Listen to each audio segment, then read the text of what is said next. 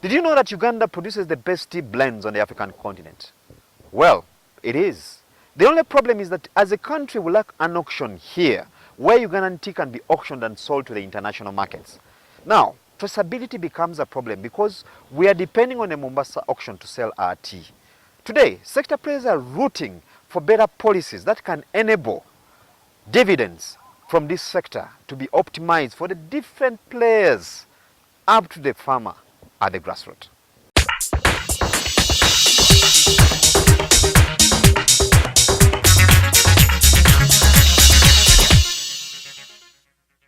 Uganda is among the major tea producers globally, sitting in the 17th position.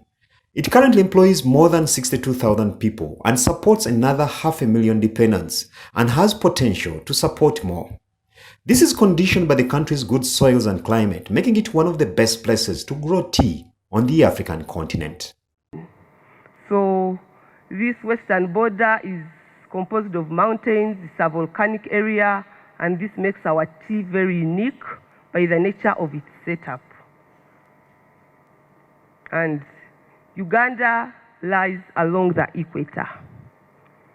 Lying along the equator, we have hot and wet climates and humidity balance with good soils, which makes it simply unique and not comparable with anywhere in the world. The country is, however, yet to optimize the sector's potential due to high costs of production and external factors such as low prices across major producing and buying countries. High power and energy costs remains a problem because I see in our factory our biggest bill is for power. So we need to, I don't know, as tea industry or tea fraternity, we need to come up with some research on how best we can have modern machines that are cost saving. High cost of inputs for use in tea production. We all know we cannot have good quality leaf without applying inputs, without applying fertilizer.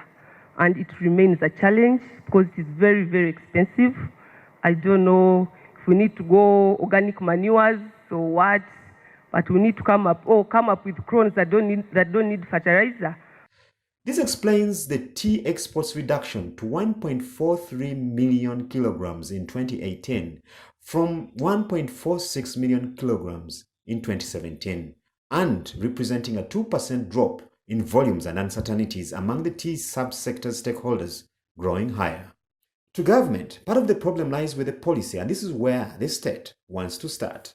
To address these challenges, specifically, the government of Uganda is developing the National Tea Development Policy and Implementation Strategy, which are in their final stages of completion. This is aimed at holistically addressing the challenges highlighted above, including regulating the sector.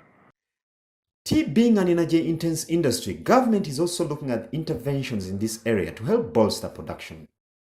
On the issue of energy, as you can see, there is aggressive construction of dams in the country.